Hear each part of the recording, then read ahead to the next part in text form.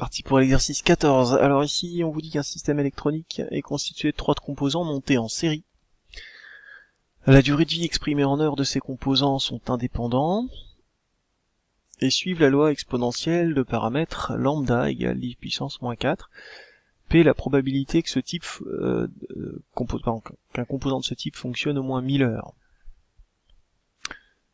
Donc un seul composant 1000 heures, hein, donc je vais falloir que je donne un nom à la variable aléatoire tout simplement. Je vais l'appeler, je sais pas, x1, x2, x3. On note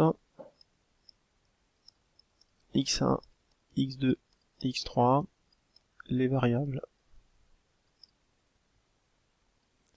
aléatoires, dont une réalisation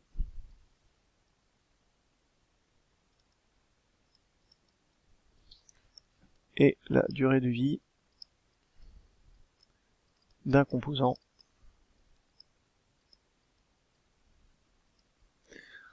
en heures.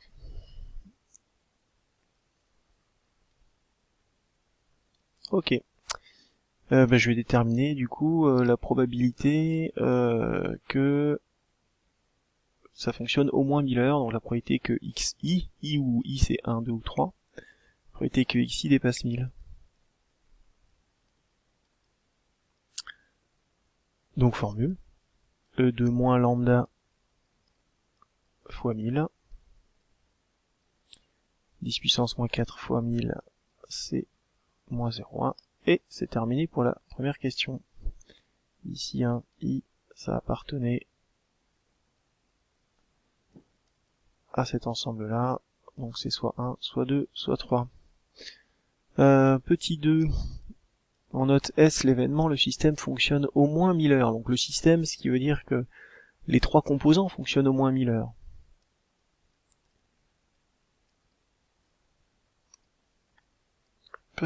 Manip. Donc on y va.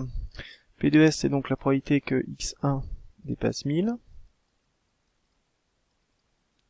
Et que x2 ait une durée de vie supérieure à 1000 aussi.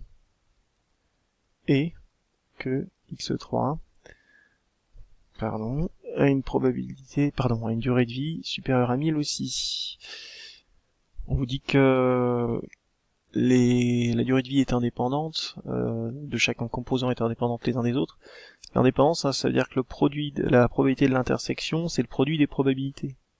Donc ça, c'est égal à P de x1 supérieur ou égal à 1000, fois P de x2 supérieur ou égal à 1000, fois P de x3 supérieur ou égal à 1000. Et ça, c'est vraiment l'indépendance. Et on sait que chacune de ces probas, c'est P. Et P, on a vu que c'était de moins 0,1.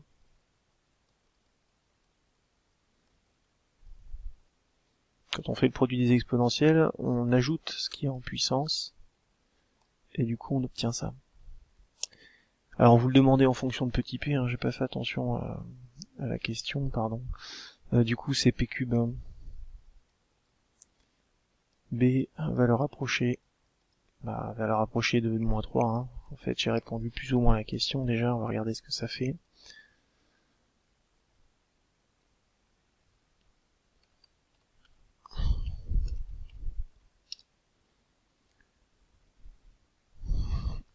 Donc 0,741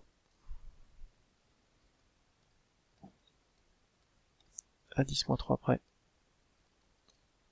Voilà.